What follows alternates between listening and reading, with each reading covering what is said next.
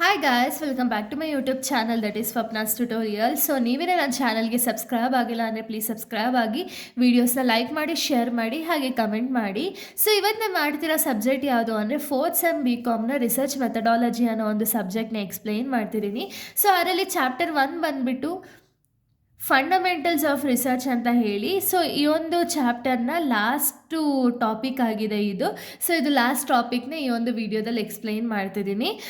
So ಬನ್ನಿ, ಇವಾಗ fundamentals of ರಿಸರ್ಚಲ್ಲಿ already ನಾನು ತುಂಬ ಟಾಪಿಕ್ಸ್ನ ಅಪ್ಲೋಡ್ ಮಾಡಿದ್ದೀನಿ. ಯಾರ್ಯಾರೆಲ್ಲ ಆ ಟಾಪಿಕ್ನ ನೋಡಿಲ್ವೋ ಒಂದು ಸತಿ ಆ ವೀಡಿಯೋಸ್ನ ನೋಡ್ಕೊಂಡು ಬಂದು ಈ ಒಂದು ವಿಡಿಯೋನ ನೋಡಿ, ಬಿಕಾಸ್ ನಿಮಗೆ ಕಂಟಿನ್ಯೂಷನ್ ಅನ್ನೋದು ಪ್ರಾಪರಾಗಿ ಸಿಗುತ್ತೆ ಅನ್ನೋ ಒಂದು ರೀಸನಿಂದ.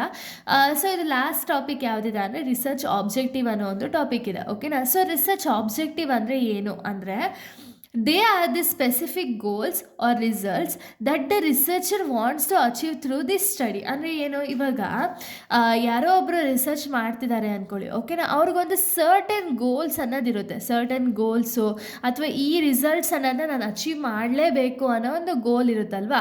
ಸೊ ಅದನ್ನು ಅಚೀವ್ ಮಾಡೋದ್ರ ಕಡೆ ಅವ್ರಿಗೆ ಏನೇನೆಲ್ಲ ಮೆಟೀರಿಯಲ್ಸ್ ಬೇಕು ಎಲ್ಲನೂ ಸ್ಟಡಿ ಮಾಡಿ ಒಂದು ಗೋಲ್ಸ್ ಅಥವಾ ರಿಸಲ್ಟ್ ಏನಿದೆ ಅದನ್ನು ಅಚೀವ್ ಮಾಡೋದನ್ನ ನಾವು ರಿಸರ್ಚ್ ಆಬ್ಜೆಕ್ಟಿವ್ ಅಂತೀವಿ. ಅಂದರೆ ಇವಾಗ ಒಂದು ಆಬ್ಜೆಕ್ಟಿವ್ ಬೇಸಿಸ್ ಮೇಲೆ ಇವಾಗ ಏನಾದ್ರು ಒಂದು ಕೆಲಸ ಮಾಡ್ತಿದ್ದೀವಿ ಅಂದರೆ ಅದಕ್ಕೆ ಒಂದು ಆಬ್ಜೆಕ್ಟಿವ್ ಇರುತ್ತಲ್ಲ. ಸೊ ಆಬ್ಜೆಕ್ಟಿವ್ನ ನಾವು ಗೋಲ್ನ ರೀಚ್ ಆಗೋವರೆಗೂ ನಾವು ಅದನ್ನು ಮಾಡ್ತಾನೆ ಇರಬೇಕಲ್ಲ. ಅದೇ ರೀತಿ ರಿಸರ್ಚು ಕೂಡ. ಸೊ ರಿಸರ್ಚ್ನ ಯಾಕೆ ಮಾಡ್ತಾರೆ, ಏನು ಆಬ್ಜೆಕ್ಟಿವಿಂದ ರಿಸರ್ಚ್ನ ಮಾಡ್ತಾರೆ ಅಂದರೆ ಒಂದು ಸ್ಪೆಸಿಫಿಕ್ ಗೋಲ್ಸ್ನ ಅಚೀವ್ ಮಾಡೋದ್ರ ಕಡೆ ಒಂದು ರಿಸರ್ಚ್ ಆಬ್ಜೆಕ್ಟಿವ್ ಅನ್ನೋದು ಫೋಕಸ್ ಆಗಿರುತ್ತೆ. ಓಕೆನಾ? ನೋಡಿ, they are the specific goals or results ಅಂದರೆ ಏನು, ರಿಸರ್ಚ್ ಆಬ್ಜೆಕ್ಟಿವ್ ಅಂದರೆ ಏನು ಅಂದರೆ ಒಂದು ಗೋಲ್ಸು ಅಥವಾ results that the researcher want to achieve through the study. ಏನಕ್ಕೆ, ಈ ಒಂದು ರಿಸರ್ಚರ್ ಬಂದುಬಿಟ್ಟು ಸ್ಟಡಿ ಮಾಡಿದ್ಮೇಲೆ ಅಲ್ವಾ ಅಚೀವ್ ಮಾಡೋದಕ್ಕಾಗೋದು. ಸೊ ಆ ಗೋಲ್ಸ್ನ ಒಂದು ಸ್ಟಡಿ ಮೂಲಕ ಅಚೀವ್ ಮಾಡೋಕ್ಕೆ ಹೋದರೆ ಅದನ್ನು ನಾವು ರಿಸರ್ಚ್ ಆಬ್ಜೆಕ್ಟಿವ್ ಅಂತ ಹೇಳಿ ಕರಿತೀವಿ. ಓಕೆನಾ? So next selection of research objective. So selection of research objective ಅಂದರೆ ಯಾವುದಿದು ಅಂದರೆ objective must be related to the research problem. ನಾವೇನು ಆಬ್ಜೆಕ್ಟಿವ್ ಇಟ್ಕೊಂಡಿರ್ತೀವಿ ನೋಡಿ, ಇವಾಗ ಈ ಆಬ್ಜೆಕ್ಟಿವ್ ಅಥವಾ ಈ ಗೋಲ್ನ ನಾನು ಅಚೀವ್ ಮಾಡಬೇಕು ಅಂದರೆ ಅದು ರಿಸರ್ಚ್ ಪ್ರಾಬ್ಲಮ್ ಓರಿಯೆಂಟೆಡ್ ಆಗಿದ್ದರೆ ಮಾತ್ರ ಅದು ನಾವು ಅಚೀವ್ ಮಾಡೋಕ್ಕಾಗುತ್ತೆ, ಇಲ್ಲಾಂದರೆ ಅಚೀವ್ ಮಾಡೋಕ್ಕಾಗುತ್ತಾ? ಇಲ್ಲ. ಸೊ ಅದಕ್ಕೆ ಆಬ್ಜೆಕ್ಟಿವ್ ಏನು ತೊಗೊಳ್ತಾರಲ್ಲ ರಿಸರ್ಚರು, ಸೊ ಅವರು ತೊಗೊಳ್ಳೋ ಅಂಥ ಒಂದು ಆಬ್ಜೆಕ್ಟಿವ್ ಬಂದುಬಿಟ್ಟು ಅದು related to research problem related ಇರಬೇಕು. ಓಕೆನಾ? So next they should be practical and achievable. ಅಂದರೆ ಏನು, ಇವಾಗ ನಾವು ಏನೋ ಒಂದು ಆಬ್ಜೆಕ್ಟಿವ್ ಇಟ್ಕೊಂಡಿರ್ತೀವಿ ಅಂದ್ಕೊಳ್ಳಿ, ರಿಸರ್ಚರ್ ಏನೋ ಒಂದು ಗೋಲ್ನ ಇಟ್ಕೊಂಡಿರ್ತಾರೆ ಅಂದ್ಕೊಳ್ಳಿ. ಆ ಗೋಲ್ನ ಅಚೀವ್ ಮಾಡೋದಕ್ಕೆ ಆಗಲ್ಲ ಅನ್ನೋ ಗೋಲ್ನ ಫಿಕ್ಸ್ ಮಾಡಿಕೊಂಡ್ರೆ ಅದಾಗುತ್ತಾ, ಕೆಲಸ ಮಾಡೋಕ್ಕಾರು ಆಗುತ್ತಾ? ಇಲ್ಲ ಅಲ್ವಾ. ಸೊ ಅದಕ್ಕೆ ಅವ್ರಿಗೆ ಅಚೀವ್ ಮಾಡಬೇಕಾಗಿರೋ ಅಂಥ ಗೋಲ್ ಯಾವ ರೀತಿ ಇರಬೇಕು ಅಂದರೆ ಅದನ್ನು ಪ್ರಾಕ್ಟಿಕಲ್ ಮತ್ತು ಅಚೀವೇಬಲ್ ಆಗೋ ರೀತಿ ಇರಬೇಕು. ಓಕೆನಾ? Next must watch available time, cost and resources. ಅಂದರೆ ಏನು, ಇವಾಗ ಒಂದು ರಿಸರ್ಚನ್ನು ನಾವು ಮಾಡ್ತಿದ್ದೀವಿ ಅಂದರೆ ಆ ರಿಸರ್ಚ್ ಬಂದುಬಿಟ್ಟು ನಮ್ಮ ಒಂದು ಅವೈಲಬಲ್ ಟೈಮಲ್ಲಿ, ಕಾಸ್ಟಲ್ಲಿ, ಹಾಗೆ ರಿಸೋರ್ಸಸಲ್ಲಿ ವಿತಿನ್ ಅದರಲ್ಲಿ ನಮಗೆ ರಿಸರ್ಚನ್ನು ಮಾಡಬೇಕು. ಓಕೆನಾ?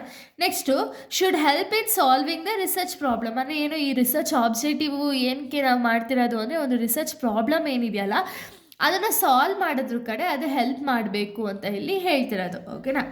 Next must be meaningful and useful for the society. ಒಂದು ರಿಸರ್ಚ್ ನಾವು ಮಾಡ್ತಿದ್ದೀವಿ ಅಂದರೆ ಈ ರಿಸರ್ಚ್ ಬಂದುಬಿಟ್ಟು ಸೊಸೈಟಿಗೆ ಹೆಲ್ಪ್ ಆಗೋ ರೀತಿ ಇರಬೇಕು, ಹಾಗೆ ಒಂದು ಯೂಸ್ಫುಲ್ ಆಗೋ ರೀತಿ ಒಂದು ರಿಸರ್ಚನ್ನು ನಾವು ಕಂಡಕ್ಟ್ ಮಾಡಬೇಕು. ಓಕೆನಾ? ಸೊ ಇಷ್ಟು ಕೂಡ ಒಂದು ಸೆಲೆಕ್ಷನ್ ಆಫ್ ರಿಸರ್ಚ್ ಆಬ್ಜೆಕ್ಟಿವ್. ಇನ್ನು ಕ್ಯಾರೆಕ್ಟರಿಸ್ಟಿಕ್ಸ್ ಆಫ್ ವೆಲ್ ಡಿಫೈನ್ಡ್ ಆಬ್ಜೆಕ್ಟಿವ್ದು ಒಂದು ಕ್ಯಾರೆಕ್ಟರಿಸ್ಟಿಕ್ಸ್ ಯಾವುದೆಲ್ಲ ಇದೆ ಅಂದರೆ ಕ್ಲಿಯರ್ ಆಬ್ಜೆಕ್ಟಿವ್. ಅಂದರೆ ನಾವು ಫಸ್ಟ್ ರಿಸರ್ಚ್ ಮಾಡೋದಕ್ಕಿಂತ ಮುಂಚೆನೇ ಏನು ಪ್ರಾಬ್ಲಮ್ ಇದೆ ಅಂತ ಹೇಳಿ ಫೈಂಡ್ ಔಟ್ ಮಾಡಿಬಿಟ್ಟು ಒಂದು ಕ್ಲಿಯರ್ ಆಬ್ಜೆಕ್ಟಿವ್ನ ಇಟ್ಕೊಂಡು ನಾವು ರಿಸರ್ಚ್ ಅನ್ನೋದನ್ನ ಮಾಡಬೇಕು. ಓಕೆನಾ? ನೆಕ್ಸ್ಟ್ ಒಂದು ಸ್ಪೆಸಿಫಿಕ್ ರೀಸನ್ಗೋಸ್ಕರ ನಾವು ರಿಸರ್ಚ್ ಅನ್ನೋದನ್ನ ಮಾಡಬೇಕು. ಓಕೆನಾ? ಒಂದು ಸ್ಪೆಸಿಫಿಕ್ ರೀಸನ್ ಇಲ್ದಂಗೆ ನಮ್ಗೆ ರಿಸರ್ಚ್ ಮಾಡೋದಕ್ಕಾಗಲ್ಲ ಅಲ್ವಾ. ಸೊ ಅದಕ್ಕೆ ಒಂದು ಸ್ಪೆಸಿಫಿಕ್ ರೀಸನ್ ಅನ್ನೋದಿರಬೇಕು. ನೆಕ್ಸ್ಟ್ ಮೆಷರಬಲ್, ಆ ರಿಸಲ್ಟ್ ಏನಿದೆಯಲ್ಲ ಅದನ್ನು ಮೆಷರ್ ಮಾಡೋದಕ್ಕಾಗಬೇಕು ಅಥವಾ ಅಚೀವ್ ಮಾಡೋದಕ್ಕಾಗಬೇಕು ಅಂತ ಒಂದು ಆಬ್ಜೆಕ್ಟಿವ್ನ ನಾವು ಇಟ್ಕೊಂಡು ರಿಸರ್ಚ್ ಅನ್ನೋದನ್ನ ಮಾಡಬೇಕು. ಓಕೆನಾ? ಇನ್ನು ನೆಕ್ಸ್ಟ್ ನಾವು ನೋಡೋದಾದರೆ ಸೊ ನೆಕ್ಸ್ಟ್ ನೋಡಿ, ಅಚೀವೇಬಲ್. ನಾನು ಆಗಲೇ ಹೇಳ್ದಂಗೆ ನಾವು ಏನು ಟಾಪಿಕ್ ತೊಗೊಂಡಿರ್ತೀವೋ ಅದು ಅಚೀವ್ ಮಾಡೋದಕ್ಕೆ ಸಾಧ್ಯ ಆಗಬೇಕು ಅಂತ ಒಂದು ಟಾಪಿಕ್ನ ತೊಗೋಬೇಕು.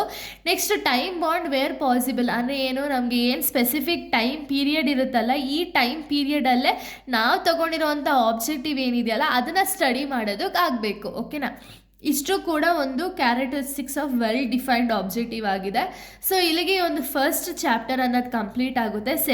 ನೆಕ್ಸ್ಟ್ ವಿಡಿಯೋದಿಂದ ನಾನು ಚಾಪ್ಟರ್ 2ನ ಎಕ್ಸ್ಪ್ಲೈನ್ ಮಾಡೋಕ್ಕೆ ಸ್ಟಾರ್ಟ್ ಮಾಡ್ತೀನಿ. So thank you guys, thanks for watching.